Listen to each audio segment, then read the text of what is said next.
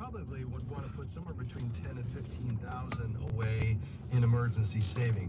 Still get some interest on it. Our friends at Christian Community Credit Union, are offering 5% right now up to $5,000, and then a pretty attractive interest rate beyond that.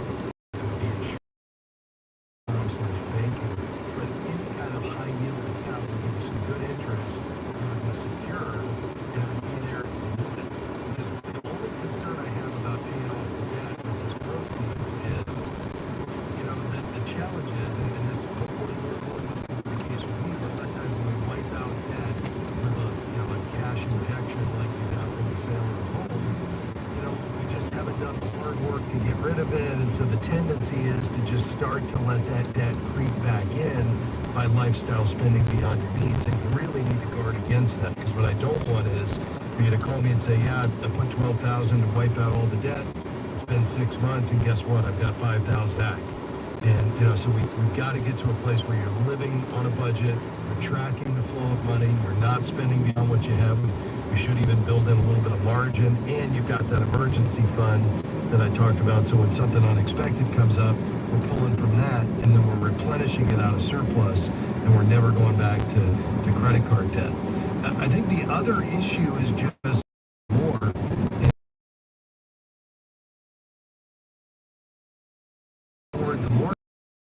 Because with rates right now at 7% or even 6.5%, you're going to have to do 7.5% a year, and then pay the taxes on it to be able to equal, the interest that you're paying on the mortgage by not putting more toward that down payment. And there is nothing that pays a guaranteed 7 or 7.5%, which is what you need to just break even with the interest you're paying on the money that you're not putting toward the house. So I guess the other question would be, what would it look like? 私が買ってきておいてあげようか、それとも一緒に行く？いや、別に行ったって分かんない。同じで。待ってるよ。Against the house purchase and get that mortgage even lower, which gives you more money now to invest maybe on a systematic basis every month into a Roth IRA or something like that. じゃあ一応いつものやつでいいね。いつも買ってるやつあるじゃない。I wouldn't tie up all my money in the house, either because if something happened, you won't be able to get that money. He was saying that I should invest it to make it work for me, but I don't know. Yeah, and I certainly get that. The challenge is where rates are right now. It's just really difficult because you're going to have to get a pretty good rate of return, and it's not going to be guaranteed. And there's nothing to say that we couldn't, even see that account go down in value. Whereas we know every dollar you put toward the house, at least today, is worth, 6.5% interest that you're not going to have to pay. And so, I would agree. You don't want to chew up all that liquidity, that flexibility that comes by having cash on hand. So that's where maybe we even go with a year's worth of expenses, maybe a full, $30,000. And then put the rest, toward the house, or maybe 6 months, 15,000, put the rest toward the house. But I think the key would be, how do we get that monthly payment as low as possible? So now you're really living within your means, and you're taking some money every month and putting it in a Roth IRA. And then I think that would make a lot of sense for you to open a Roth at Fidelity or Schwab, and just maybe you're putting $500, $750 a month away. Into an account that gets invested into a high-quality mutual fund, that could grow for the future. So I just might look at that option before you think about just investing everything that's beyond, the debt and your savings. Okay, that sounds good. Thank you, Rob. All right, listen, yeah. Yeah, since I didn't get to come on yesterday, can I still get a copy of that? Oh, I'd be happy to give that to you, because that is another option you could look at when the time is right. Yes, so we'll get you Home Equity and Reverse Mortgages by Harlan Ackel as our gift to you. So just stay on the line, and we'll get that right out to you. All right, thank you. All right, thanks for your call today. Dave, I know you've been waiting patiently there in Indiana. Let me have your question, and then I'll probably have to answer it on the other side of the break. Go ahead, sir. Hey, Rob, thanks very much. I like the program of Financial Planner. I have some real problems with Medishare plans, at least the way that I understand them. And the way that I understand them is that people that are healthy and together, if they have a procedure done in the hospital, other members of that plan write checks to that person. That person goes to the hospital and then pays for it in cash, but not insurance, which is generally about half the cost that they would normally pay if they had insurance. Is that kind of your understanding of it? Yes, although the money that they're sharing used to go like you'd get multiple checks from a lot of these ministries from actual people that were involved. Now it just goes into the ministry and the ministry cuts you one check. But yes, you are self-pay when you get to the hospital, and it's basically Christians sharing one another's bills. Okay, well, as I said, the Christians have to be healthy. Yeah. And in Matthew 10:8, the verse commands, heal the sick, raise the dead, cleanse those who have leprosy, as well as Matthew, who says he identifies himself with the sick. Yes. All right, let's do this. Yeah, you're talking about pre-existing conditions. I get it. I'll weigh in on that right around the corner. Stay right there. We'll be right back. Faith and Finance is underwritten by certified Kingdom advisor Kevin Bruce with Align Investment Research, helping families across Collin County honor God by stewarding wealth with wisdom and purpose. Because true peace of mind comes from aligning wealth with God's design. Learn more at align7.com or call 972-972-8465. 972-972-8465. Align is a registered investment advisor. With AI, it's not only you. Most of us are still trying to wrap our minds around what it can do. But here's the question. How should Christians be thinking about or using AI? I'm David Wolin. Join me on the next Haven Today with a panel of experts to talk about this in a series called Christians Redeeming AI. Haven Today, weekday mornings at 4:30 Central on American Family Radio. Listen online at afr.net. FaithFi is grateful for support from One Ascent. One Ascent believes that your values inspire why you invest, and how they can inspire how you invest. One Ascent's goal is to provide solutions designed for every need and invest in businesses that bless the people and places God has made. They want to help investors do well by doing good, to explore a new way of investing that aligns with your values. More information is available at oneascent.com and by clicking Analyze My Investments. Jesus said, where your treasure is, there your heart will be also. Today, put your heart into something that makes an eternal impact. Heart for Lebanon is sharing the gospel and protecting girls from early marriage, child labor, and violence. Your gift of $114 helps reach 3 at-risk girls with hope and a brighter future. Give generously. Text FAITH to 98656. That's FAITH to 98656. Or visit faithfi.com/Lebanon.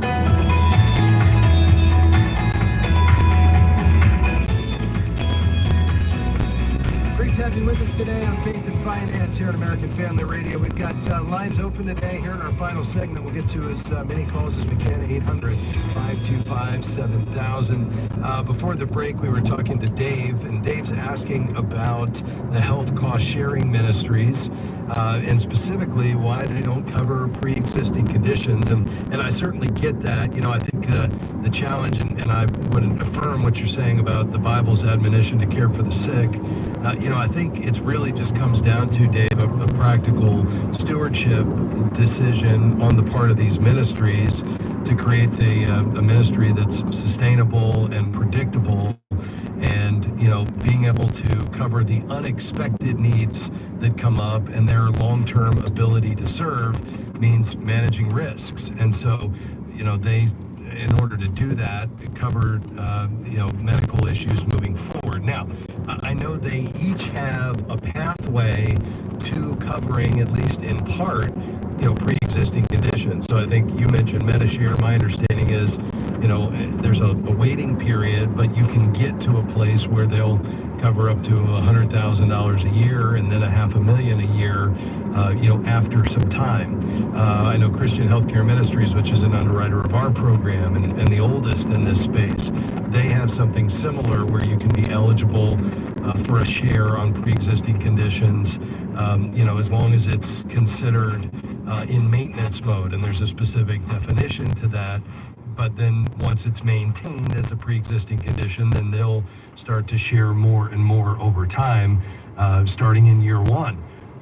So they do have a pathway for this, but I hear you in that, it's not 100% right out of the gate.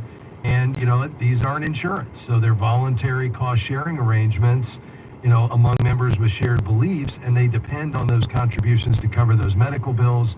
The idea is to keep it affordable. And if they immediately covered all pre-existing needs, the cost would spike, and it could, really threaten their ability to continue to serve the existing member base. But I get it. Ideally, they'd cover 100% right off the bat. But give me your thoughts on that. Well, thank you so much for offering. I love civil discourse when we have a different view, and I think it's probably come the fact that we're both Christians. But I disagree with it wholeheartedly because of a couple reasons. One, the insurance, all of insurance works on is they average large numbers. And the reason 16-year-olds and 86-year-olds can get driver's insurance is because the better drivers between those two make up for it.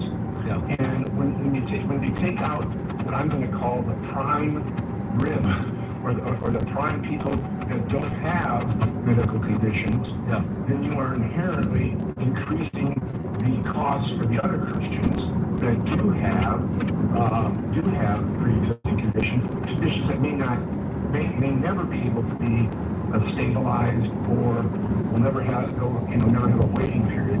In addition, I believe they're putting a burden on the hospital, who then has to write off what they normally would have gotten from insurance because of the fact that they're not covered by insurance, or because of how they're paid for cash. Then there's a write-off aspect of that, and so when you add both of those together, to me, it isn't scriptural, and I say that with humbleness, and not like I'm righteous or that I'm smarter than anybody, because I'm not. But as I said, I've looked over a number of different scriptures. Matthew 25:36 says, Jesus, I was sick, stating that those who care for them are caring for him. And I'm not trying to be a jerk. I think it doesn't say Jesus identifies those who, don't have pre-existing conditions. Yeah.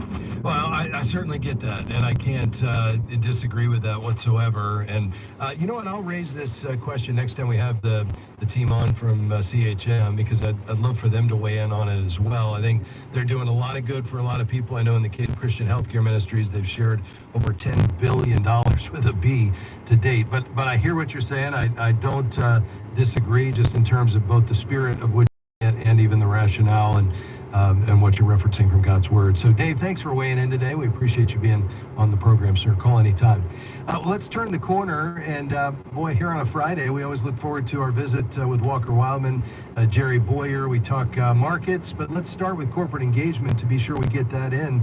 Jerry, kick us off. A lot of great progress this year in the area of corporate engagement and really cultural transformation, and I know you're looking forward to the fourth quarter as well. Give us a preview. Yeah, happy to. You mind if I say something about the conversation you just had with Dave? You're always welcome to weigh in on anything we talk about, Jerry, so go right ahead. There are scriptural admonitions to take care of the sick, but they're not specifically designated for Christian cost-sharing mutual societies. So not every institution has that obligation. They're cost sharers.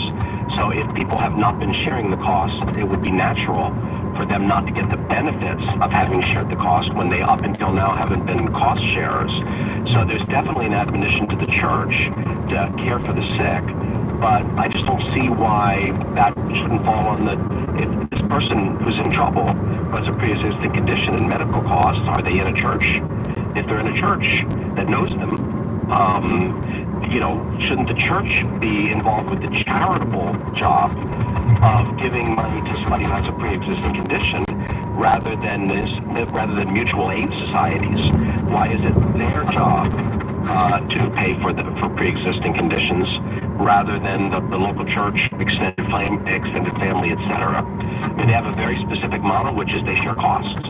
But in order for that to work, everybody has to contribute. It has $1 million worth of cost that they're bringing to them, and they come in and they say, well, I'm going to share this year. I'm going to give the cost-sharing ministry $5,000, and I'm going to take out $1 million. That's not really a cost-sharing ministry anymore, and it wouldn't be solvent. So anyway, that was just my quick reaction to that. Well, I'm glad you weighed in on that, Jerry, because you make a great point about the nature of this being cost sharing, number one, and so therefore you're really not a cost sharer until you're in it, and then they cover your medical expenses moving forward, but that they're not a church. And, we have to be careful to decipher those passages in God's Word that are related to the local church and the body of Christ versus a ministry to do what you just described. Right, and individuals who are willing to share. This is an admonition to the Christian community in general. There's no reason why one particular highly specific form of organization, a cost-sharing ministry, ought to be responsible for everybody's medical bills, no matter how incurred. That doesn't seem to be their responsibility. Now, It sounds like they do a little bit of it anyway, so they're going beyond. Sounds like they have some programs for people with pre-existing conditions, so they're kind of going beyond the call of duty on that one. I don't really think they should be criticized for not making themselves insolvent and basically shutting themselves down, and then there's no sharing. Yeah, that's right. Well said, Jerry. Thanks for weighing in on that. All right, let's talk corporate engagement. So big one. There was an article in the New York Post day before yesterday. Bank of America, which has not been good when it comes to treating Christians fairly. They debanked Indigenous Advance, Ministry to Widows and Orphans in Uganda. A number of us who are involved in this, Walker and I and a financial advisor who heard about this particular issue on your quarterly call on Kingdom Advisors. Remember that one? Yes. I brought one at Bank of America. They're doing something that they need to be confronted about, but we don't have a shareholder. And an advisor was on that webinar with you. After a couple of years, they just announced that they are changing their policies and there'll be no debanking for religious viewpoint. It just so happens, I won't mention the names, I didn't ask someone you and I both know as a KA member I was talking to yesterday from their Merrill Lynch group said, hey, I went on the website and for the first time that I've ever seen in my career on the website, they mentioned Christianity. And I said, well, that's corporate engagement. I think that was a real big victory this week. That's incredible. Walker, your thoughts on that and anything else you've been thinking about in this space? Yeah, this win on Bank of America is a big deal because of the efforts of Jerry and our team and others as well. There's a coalition working on this, and they all deserve credit. But I want to widen the discussion to deplatforming, financially deplatforming, because this happened to AFA back in 2020, and that is Stripe is a payment processor. They're out of San Francisco. Stripe, many people know them. Yeah. They process credit card transactions, and they host the tokens and the encrypted credit card tokens. I mean, they're a major player in this space. Technically, they're not a bank, though. They're a payment platform. I think this needs to be discussed as well, whether it's President Trump's executive order or future discussions, because we've seen conservatives be deplatformed from these major payment processors that aren't technically banks. And so I hope that President Trump and his team will look at that as well. I know Jerry and I have been looking into that, and we've been speaking out on the deplatforming more broadly. But yeah, big win at Bank of America, and we just got to get others to follow suit on this, and that is just stop debanking people and organizations based on their political or ideological and or religious viewpoint. Walker, well done, you and the team, for leading this charge alongside Boyer Research. Jerry, last word. I've got about 30 seconds. On the economy, looks like the trade war is mostly over. Inflation is not yet, as we suspected it wouldn't be, and growth is looking okay. So the economy, and I think that's going to cut. I think the president is going to be able to get the Fed to cut. And apparently the candidates that want the job, they're coming on CNBC talking about, quote, aggressive interest rate cuts. I think that's a prerequisite. It seems to be. Walker and Jerry, thanks for your time. Yeah. Thank you. Thanks, Rob. All right, that's Jerry Boyer, our resident economist, Walker Wildman from the American Family Association. Appreciate those guys and their contribution to this program each week. Folks, thanks for being along with us today. May the Lord bless you. Go out and live as a faithful steward. Come back and join us next week. Bye-bye.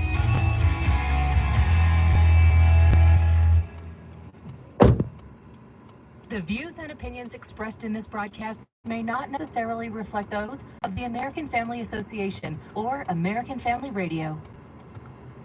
90.5 KTXG Greenville, Dallas. Stay informed. Sure, you can find all kinds of sources for information and commentary, but when you want them from a Christian perspective, turn to The Stand. Whether you choose to read the online blog or get the print version delivered to your mailbox, you can rest assured you'll receive factual news and biblically sound commentary. Find out more today at afa.net/The Stand. This is American Family Radio, a listener-supported ministry of the American Family Association.